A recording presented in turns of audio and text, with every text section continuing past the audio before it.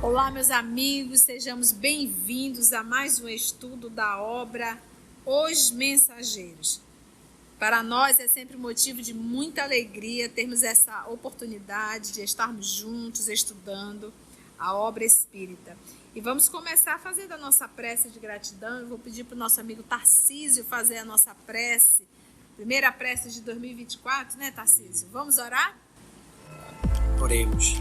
Divino amigo Jesus, espiritualidade amiga aqui presente, queremos agradecer por mais essa oportunidade que estamos tendo de estudo, iniciando o nosso estudo desse ano, que o Jesus, Mestre amado, possa nos conceder forças para que possamos realmente vencer os obstáculos que aparecem ao nosso redor, tentando nos tirar do caminho reto, do aprendizado, da oportunidade de modificar-se para melhor.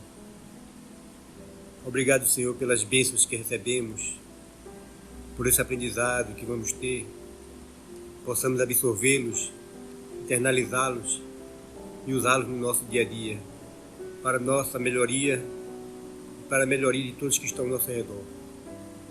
Fica conosco, Senhor, nos guiando para que possamos a cada dia mais dar um passo em tua direção. Que assim seja. Então vamos lá, vamos iniciar. Então nós vamos iniciar agora um novo capítulo, né? Capítulo de número 50, intitulado A Desencarnação de Fernando. Vamos lá? Vamos lá, que Jesus nos guie.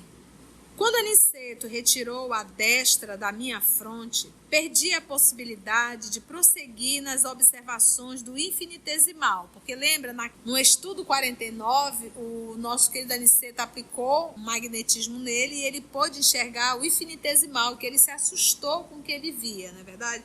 Foi o nosso estudo. Minha visão abrangia minúcias muito importantes ao interesse comum. Minha visão abrangia minúcias muito importantes ao interesse comum.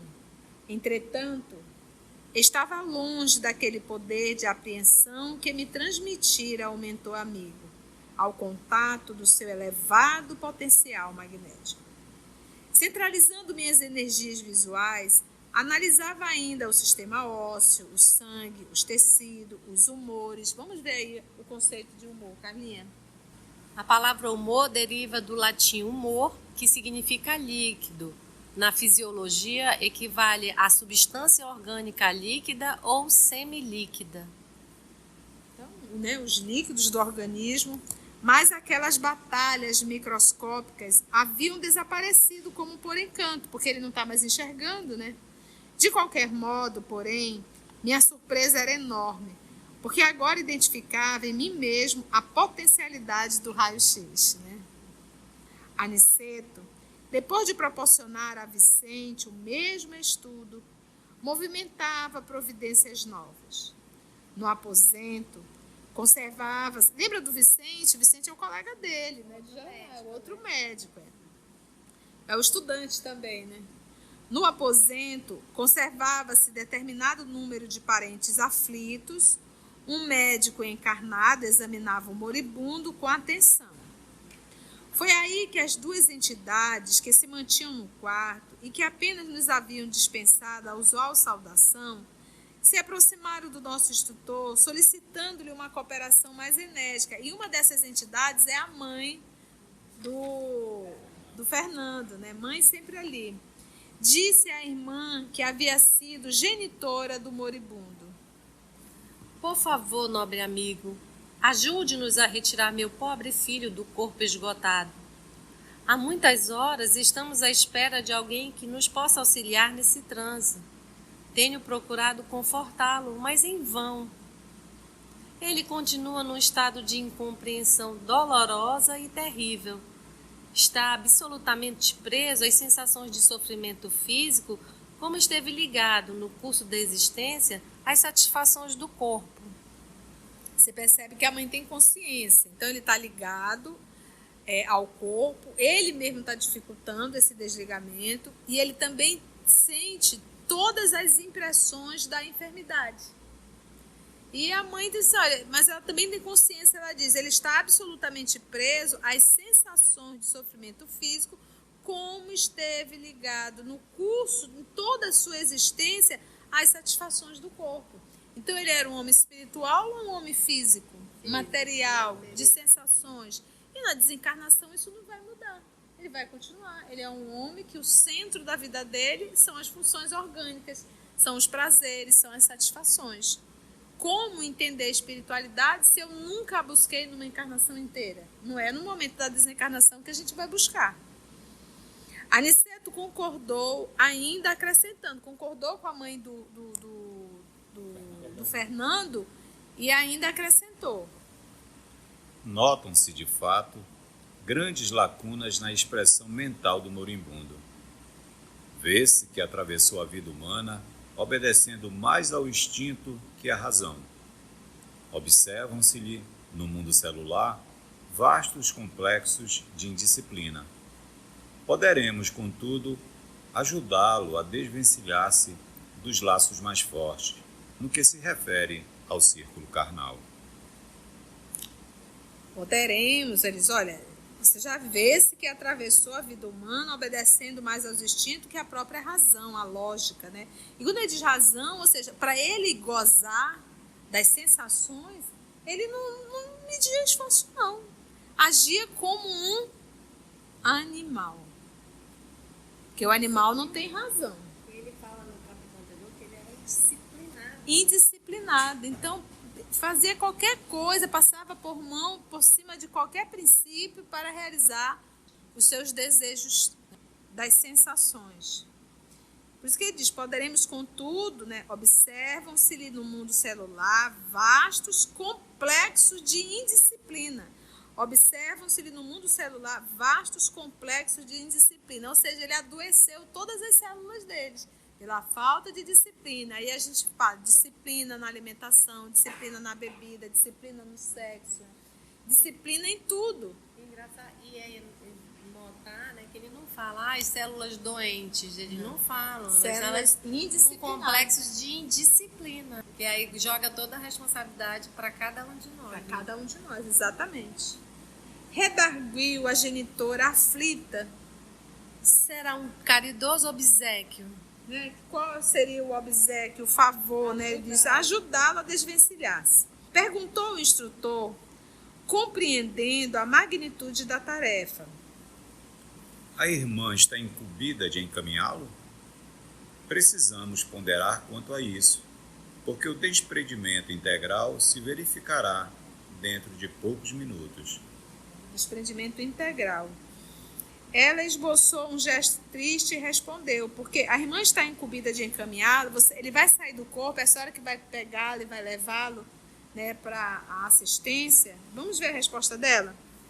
Desejaria sacrificar-me ainda um pouco por meu desventurado Fernando, mas apenas obtive permissão para socorrê-lo nos seus últimos instantes.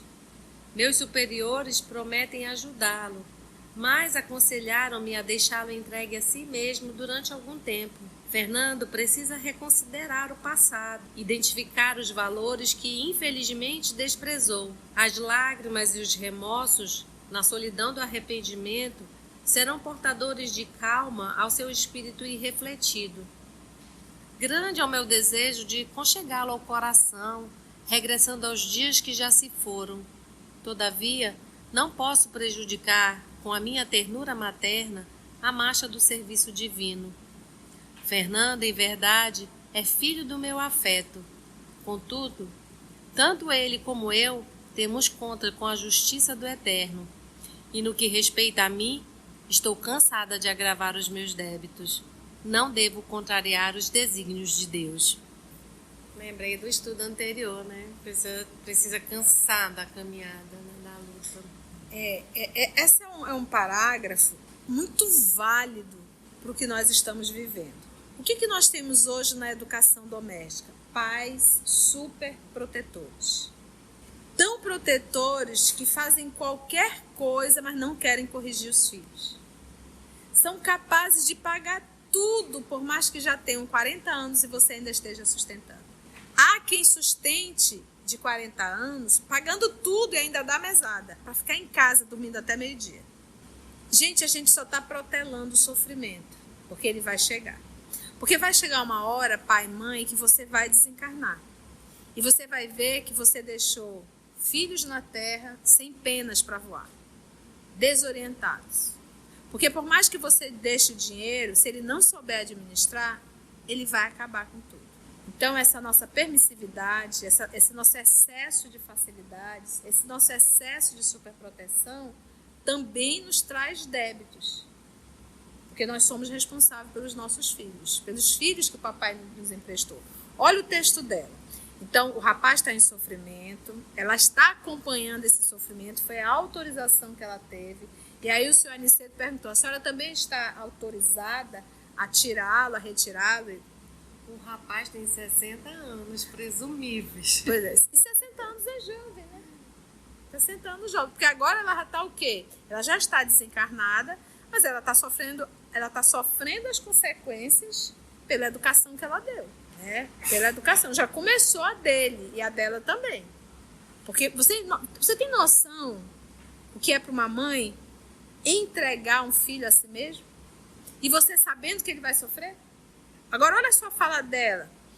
Desejaria sacrificar-me ainda um pouco por meu desventurado Fernanda. Já se sacrificou bastante, queria se sacrificar mais. Mas apenas obtive permissão para socorrê-lo nos seus últimos instantes. Permissão. Porque se não fosse isso, ele ia ficar. Meus superiores prometem ajudá-lo, mas aconselharam-me a deixá-lo entregue a si mesmo. Ele vai sair do corpo desorientado, com dor, e ela não vai poder olhar para ele e dizer, calma, meu filho, você desencarnou, mas a mamãe está aqui, a mamãe vai lhe socorrer. Ela não vai poder fazer isso. Então, será que eu tenho que esperar a desencarnação? Será que eu não posso corrigir meus filhos aqui? Por que essa nossa dificuldade em dizer não, né? Pai pagando plano de saúde, dando carro, gasolina, mesada. O filho vai trabalhar para quê? A gente trabalha para pagar plano de saúde, para colocar gasolina no carro, para ter comida, para ter moradia, para se vestir. A gente trabalha para nos sustentar. Se você continua a sustentar seu filho e sua filha de 40 anos, eles vão trabalhar para quê? Não vão. Você está fazendo criminosos, porque é um crime você estar encarnado e não valorizar a lei do trabalho. Não valorizar a saúde física que você tem para você se sustentar. E outra, meus irmãos, se os meus pais são idosos, eu tenho um dever de cuidar deles e de sustentá-los, e não o inverso. Então, em verdade, os pais sofrem ver os filhos de 40 anos? Sim, sofrem, mas foram eles os responsáveis para ter filhos dessa forma.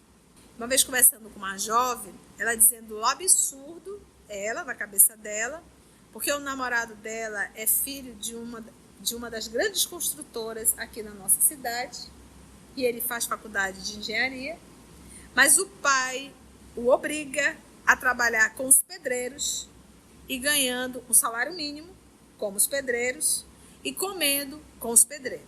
E aí, esse pai é ruim? Será que esse pai é ruim? O pai está construindo um verdadeiro profissional, não um filhinho de papai. Poder valorizar, né? Para ele poder valorizar. E ganha o salário. Quando você se formar, você vai ganhar o seu salário de dinheiro. E outra, meus irmãos, a faculdade te dá teoria, mas ela não te ensina a prática é só praticando. E ele está tendo a chance na base. Todo edifício começa por uma base. Ninguém começa lá em cima no escritório. Você tem que percorrer para você conhecer tudo. Aí você entende tudo. Então ela achou absurdo o que o pai faz. Eu digo, ele está transformando o filho dele em um verdadeiro homem. Porque ele dá o salário mínimo, mas ele dá carro, dá gasolina, dá casa, dá comida, dá energia, dá água, dá telefone. Oportunidade de aprendizado. A oportunidade de aprendizado. Para quê? Para quando a gente chegar aqui, olha, nessa hora, ou seja, a gente está protegendo o filho, mas a gente só está protelando o sofrimento. Porque a gente um dia vai se deparar com a nossa amiga aqui, nessa situação. Olha, ela diz, entregue a si mesmo durante algum tempo. Fernando precisa... E quando os Espíritos dizem algum tempo, não pensa que é 2, 3 dias, não. É um tempo mesmo. Não é assim, não. Fernando precisa reconsiderar o passado. Reconsiderar o que ele fez. Identificar os valores que, infelizmente, ele desprezou. As lágrimas e os remorsos na solidão do arrependimento. Lembra que o André passou? A mãe dele teve como interferir? Não teve. Mas ela reconhece o erro dela. E esse era o sofrimento dela. E foram 8 anos. Até a ficha de André cair. Serão portadores, as lágrimas, né, na solidão do arrependimento, serão portadores de calma ao seu espírito e refletido. Grande é o meu desejo de conchegá-lo ao coração. Tu imagina a mãe quer pegar o menino, trazer o filho, regressando aos dias que já se foram, né? Como se ele fosse uma criança. Todavia, não posso prejudicar, com a minha ternura materna, a marcha do serviço divino. Então, muitas mães e muitos pais estão fazendo isso aqui, ó, prejudicando a marcha do serviço divino em cada filho. Em nome do pseudo-amor. Isso não é amor, isso é apego. Esse protecionismo é apego, é medo de perder, de conchegá-lo ao coração. Não posso prejudicar com a minha ternura materna a marcha do serviço divino. Fernando, em verdade, é filho do meu afeto. Contudo, tanto ele como eu temos contas com a justiça do Eterno, porque ela já está sofrendo as consequências das suas atitudes por não ter sabido educar. Você acha que ela está saindo daí tranquila, vai tomar um chá? Não, ela está sofrendo. Né? Exato, e ela está sofrendo porque ela sabe que o filho vai ficar sofrendo numa zona dessa. Pelo que ela está vendo. Ela está vendo. Por isso que ela diz, olha... Ela sabe que ela tem responsabilidade. Claro. Né? Aí que dói mais. Olha, eu vi um vídeo de um garotinho, obviamente, classe média, média alta, pela estrutura da casa, mas ele pula da cama, acho que era algum país da Europa, pula da cama, tira todo o lençol da cama, que eu acho que era dia de limpar, tira todo o lençol da cama, corre, ele põe dentro da máquina de lavar, não era oriental não, europeu. É ver um oriental. Os orientais fazem isso, os orientais fazem até na escola. Eles mesmos, é obrigado, eles fazem a limpeza da escola. Porque aqui, infelizmente, a gente acha que isso é algo... Isso é um processo educacional, é indigno. Isso é um processo educacional. Tirou toda a roupinha da cama dele, lençol, foi lá, colocou para lavar, pegou o aspirador de pó, aspirou o quarto dele todinho, passou um paninho no quarto dele e ele foi e arrumou toda a cama dele. E a mãe devia estar filmando tudo. Ele sabe fazer tudo, mas ele sabe por quê? Alguém ensinou. Por isso que eu digo, não tem criança preguiçosa. Tem criança que você o tornou preguiçoso. Eles adoram ajudar, gente. Eu estou falando, tive crianças dentro de casa. Hoje não tem mais. Mas eles adoram ser úteis, ajudar. Dê serviço para eles, um serviço que ele possa fazer. As meninas pequenininhas, olha, a Esther, que tem 2 anos, completou agora, a mãe dela mandou um vídeo. Ela pegou uma esponja e estava limpando a parede. 2 anos. Eu digo, ótimo, é do rumo da tia Conceição. Ela já estava lá, a mãe fazendo uma coisa, ela com a esponjinha limpando, ou seja, estimula isso. Estimula. Processo educacional. Mas, tia, isso é só trabalho? Isso moraliza. A acomodação, ter alguém sempre para fazer tudo, tu já está transformando teu filho e tua filha em um viciado preguiçoso. Aquela pessoa que vai ver o serviço, olha assim, faz... e se afasta. Faz de conta, ou então faz de conta que nem está vendo. Então ela diz, temos contas com a justiça do Eterno, e no que respeita a mim, estou cansada de agravar meus débitos. Estou cansada. Lembra que a gente falou ainda há pouco no Obras? Eu preciso cansar de fazer o mal.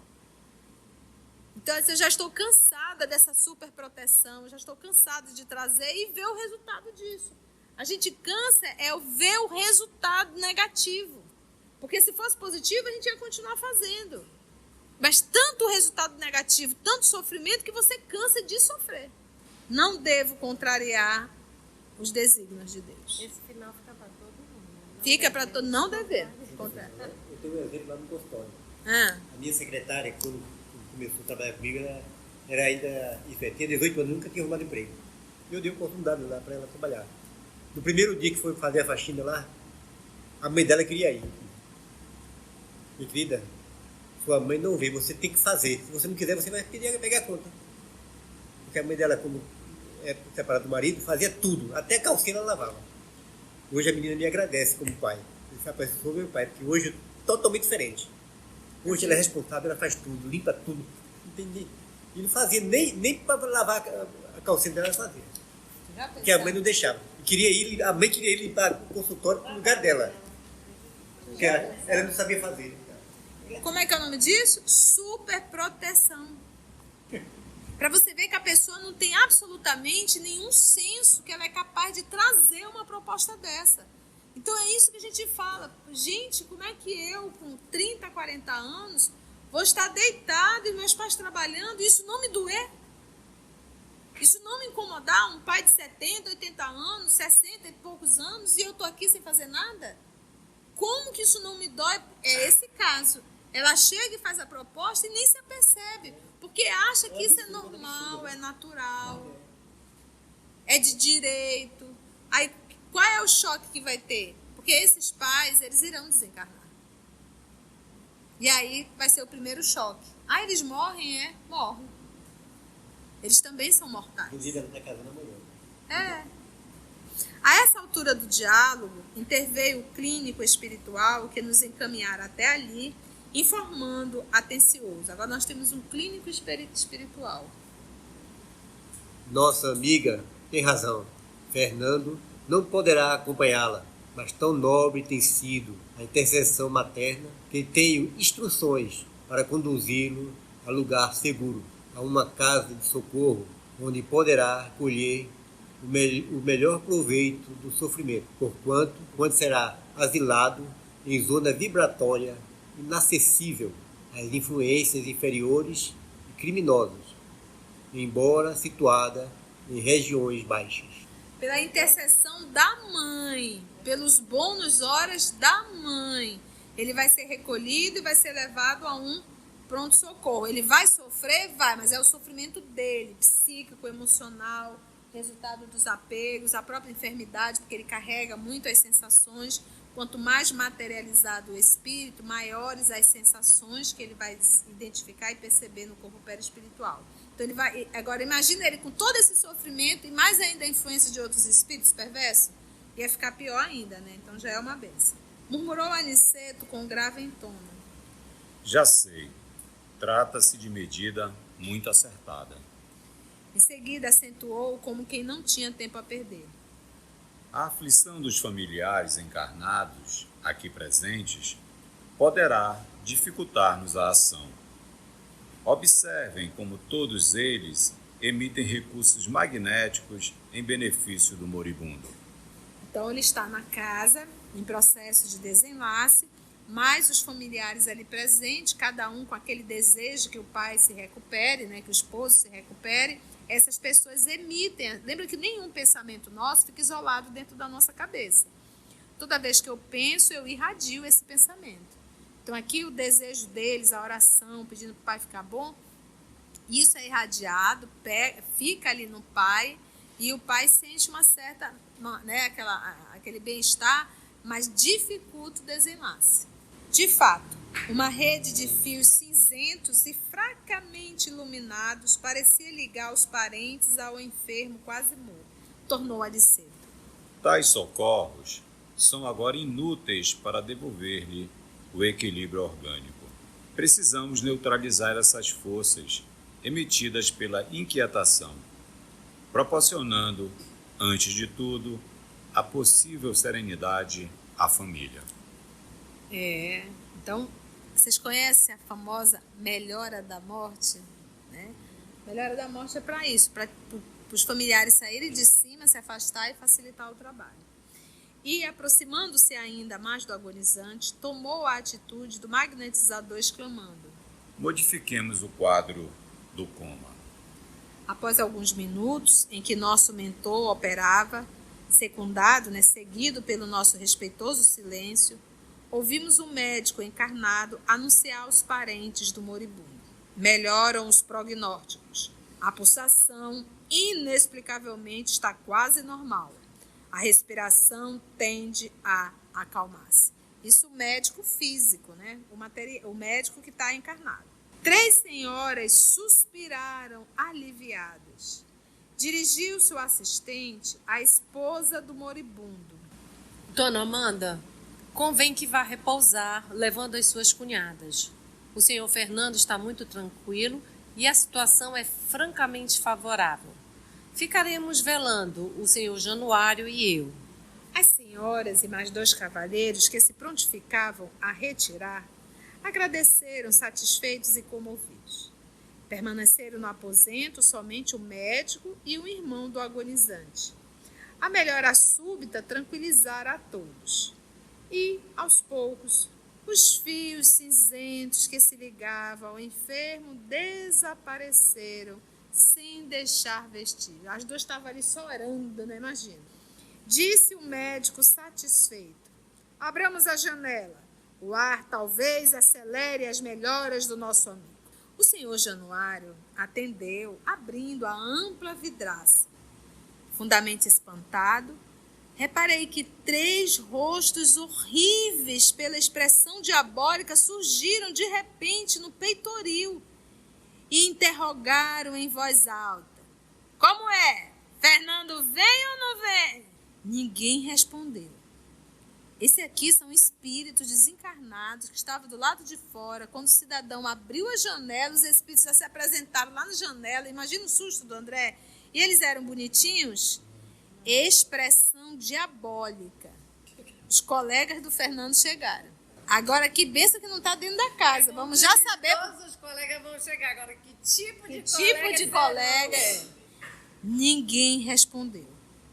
Notei, porém, que Aniceto lhes dirigiu significativo olhar, compelindo-os tão só com essa medida a desaparecer. Olha o que é um Aniceto, né? O Aniceto botou o olhão em cima dos 3 e eles desapareceram. Estamos saindo. Meia hora passou. Tá vendo agora? Imagina se não tivesse um Aniceto aí próximo. Meia hora passou, dentro da qual o médico e o senhor Januário, quase despreocupado do agonizante pelas melhoras havidas, encetaram, né? Começaram uma conversação animada relativamente a problemas do mundo, né? O moribundo já estava se desligado. Aproveitou Aniceto a serenidade ambiente e começou a retirar o corpo espiritual de Fernando, desligando-o dos despojos. Reparando eu que iniciara a operação pelos calcanhares, terminando na cabeça, a qual, por fim, parecia estar preso o moribundo por extenso cordão, tal como se dá com os nascituros terrenos, que ficam com o cordão umbilical, né? Aniceto cortou com esforço, esse que estava ligado na cabeça, com esforço. Por isso que no capítulo anterior diz que ele não está desencarnando, ele está sendo expulso. Está sendo expulso.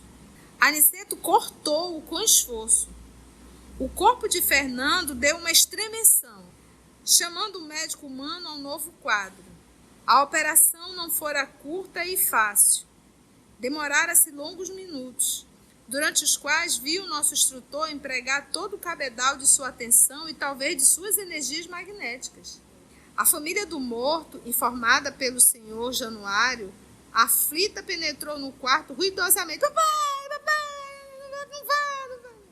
A genitora do desencarnado, porém, auxiliada por Aniceto e pelo facultativo, né, pelo médico espiritual que nos levara até ali, prestou ao filho os socorros necessários. Daí a instantes, enquanto a família terrena se debruçava em pranto sobre o cadáver, a pequena expedição constituída por 3 entidades, as 2 senhoras e o clínico, saía conduzindo o desencarnado ao Instituto de Assistência, reparando eu, contudo, que não saíam utilizando a volitação, mas caminhando como simples mortais. Por conta de quem? Fernando era pesado, viu o negócio? Ah, do Fernando, se não fosse essa mãe, viu? Sentia-me fortemente impressionado. Intrigava-me, sobretudo, o aparecimento daqueles rostos satânicos quando se abrir a janela. Por que semelhante menosprezo a um agonizante? Porque daí que pergunta: ei, Fernando, vem ou não vem? Retirando-nos da residência, o instrutor me fitou atento e, antes que formulasse qualquer pergunta, esclareceu. Não se preocupe tanto, André, com os vagabundos que esperavam nosso irmão infeliz. Só não penetraram na câmara de dor porque a nobre presença maternal impedia tal assédio. Ô mãe, mãe é mãe, ô mãe. E, depois de calar-se por momentos, acrescentou: Cada criatura na vida cultiva as afeições que prefere. Fernando estimava os companheiros desregrados. Não é, pois, estranhável que tenha vindo esperá-lo na estação de volta à existência real. Paulo de Tarso, no capítulo 12 da Epístola aos Hebreus, afirma que o homem está cercado de uma grande nuvem de testemunhas. Ora, essa informação foi endereçada ao espírito humano há quase 20 séculos. Cada um, pois, tem um séquito invisível a que se devota na terra. Mais tarde, quando a coletividade aprender a grandeza das lições evangélicas, todo homem terá cuidado na escolha de suas testemunhas. Aí a pergunta que fica no ar: cada criatura na vida cultiva as afeições que prefere. Então, o que eu faço, o que eu idealizo, o que eu projeto, o que eu realizo, isso faz com que eu atraio para o meu convívio pessoas do mesmo nível. Então, se o nosso irmão Fernando atraiu essas entidades satânicas, eram parceiras dele. E lembra que ele era um homem extremamente o quê? Gozador. Um homem das sensações. Então, aqui ele está recebendo um amparo por misericórdia da sua mãezinha. E ela está sofrendo. Mas ele vai acordar na dor, viu? Ele vai ter seu momento de dor, que ele ainda não despertou. Por um tempo, né? Por um tempo. Nós nascemos para nos tornarmos pessoas moralizadas. Eu não posso constantemente estar repetindo os meus erros. Eu tenho que me aprimorar, eu tenho que me aperfeiçoar, eu tenho que lutar contra as minhas más tendências, eu tenho que aprender a falar, eu não preciso estar berrando, eu não preciso estar gritando, eu não preciso estar humilhando, eu tenho que aprender a equilibrar os meus desejos, a educá-los, a discipliná-los. Tudo é um processo de educação, que nós nascemos para isso, para nos aperfeiçoar e não para fazer tudo o que dá na cabeça. Tarcísio, alguma coisa? Augusto? Eu acho que lembrando que o André, mesmo nesse nosso livro, nos Mensageiros, ele diz que a gente precisa educar os nossos pensamentos, os nossos sentimentos e as nossas ações. Porque essas são as nossas escolhas, né? Com certeza. Educando os nossos pensamentos, teremos bons, como ele diz aí, boas testemunhas, né? Às vezes a gente fica assim, muito assim, como é que eu consigo resolver isso? Como é que eu consigo resolver aquilo? Como é que eu consigo resolver esse vício? E realmente começa na mente, ou seja, não pensa no vício, não constrói o vício mental. E aí eu digo, quando se fala de conduta moral, poxa, seleciona os filmes que tu vai ver. Seleciona livros que tu vai ler, selecione amigos para conversa. Tenha muito cuidado, porque não adianta eu querer, tudo começa na mente. Então não adianta eu querer, mas eu busco trancado dentro de casa. Nós temos hoje, antigamente as coisas eram tão difíceis, né? Hoje está tudo muito à vontade, muito fácil para você acessar qualquer coisa pela internet. Então, não tem como, você vai buscar isso, você vai alimentar. Vai chegar uma hora que isso vai estourar. E vai estourar de forma muito feia. Então, esse processo educacional, esse processo moral, ele exige uma vigilância nossa constante para tudo, para tudo. Então, se eu quero mudar o tom da minha voz, isso tem que começar dentro de casa, eu tenho que estar atenta no tom da minha voz, eu tenho que prestar atenção nas coisas que eu falo, para ver se eu não sou uma pessoa muito incisiva, uma pessoa muito dura, uma pessoa muito grossa, muitas vezes, né? Eu tenho que aprender a respeitar o meu semelhante. Eu não sou dono de ninguém, eu não sou dono da verdade. Então, quantas coisas nós temos que parar e olharmos para nós mesmos e dizer assim, o que eu preciso mudar em mim? Mas para eu ter essa noção do que eu preciso mudar, eu tenho que primeiro partir do princípio, o que eu devo. Se você chegou até aqui o final, deixa seu comentário. É muito importante a gente poder ler o teu comentário. Não esqueça de curtir para que possa divulgar a página.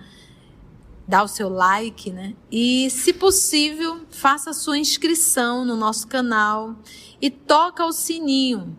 Porque quando você toca o sininho, o YouTube avisa para você quando o EOS publicar um novo estudo. Então, receba um grande abraço da família EOS Manaus.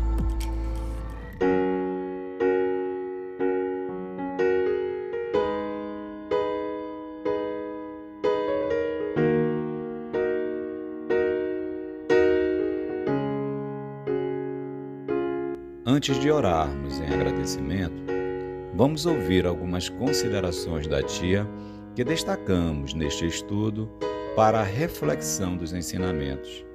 Vamos aos destaques da tia?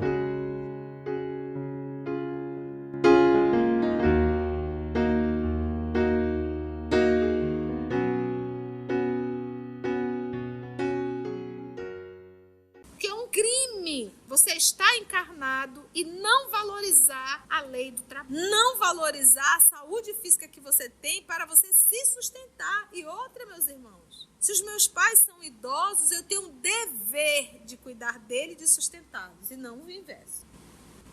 A gente cansa ver o resultado negativo. Porque se fosse positivo, a gente ia continuar fazendo. Mas tanto resultado negativo, tanto sofrimento, que você cansa de sofrer. Então, o que eu faço, o que eu idealizo, o que eu projeto, o que eu realizo, isso faz com que eu atraio para o meu convívio pessoas do mesmo nível. Nós nascemos para nos tornarmos pessoas moralizadas. Eu não posso constantemente estar repetindo os meus erros. Eu tenho que me aprimorar, eu tenho que me aperfeiçoar, eu tenho que lutar contra as minhas más tendências, eu tenho que aprender a falar, eu não preciso estar berrando, eu não preciso estar gritando, eu não preciso estar humilhando, eu tenho que aprender a equilibrar os meus desejos, a educá-los, a discipliná-los. Tudo é um processo de educação que nós nascemos para isso, para nos aperfeiçoar e não para fazer tudo o que dá na cabeça.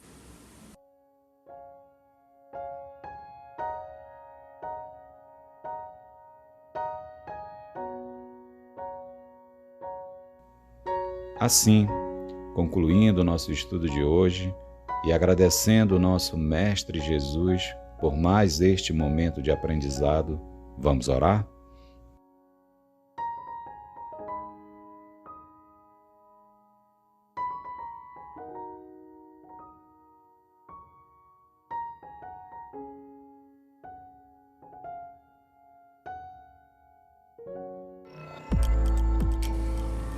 Então só nos resta o quê? Agradecermos a Jesus. Vou pedir para a Carlinha orar para a gente. E com a mente cheia de informações, de novidades, não tão novas, mas de lições que precisamos internalizar, refletir, pensar. E com o coração cheio de alegria pela misericórdia que nos foi dada novamente, pelo reencontro, pelo estudo. Te agradecemos, Jesus. Te agradecemos a misericórdia que Tu sempre dispensa a todos nós aqui. Te agradecemos pelo recesso que foi proveitoso, pelo descanso do corpo, pelo descanso da mente. para aqueles que puderam descansar realmente, refletir, que foi um momento de estar contigo também, de nunca te abandonar. E esse retorno seja sempre assim, de muito trabalho, de muito aprendizado, e a tua presença com cada um de nós seja constante e seja chamada por nós pelas nossas atitudes, pelos nossos pensamentos e as nossas palavras. Fica conosco, nos acompanha e nos guarda. Que assim seja.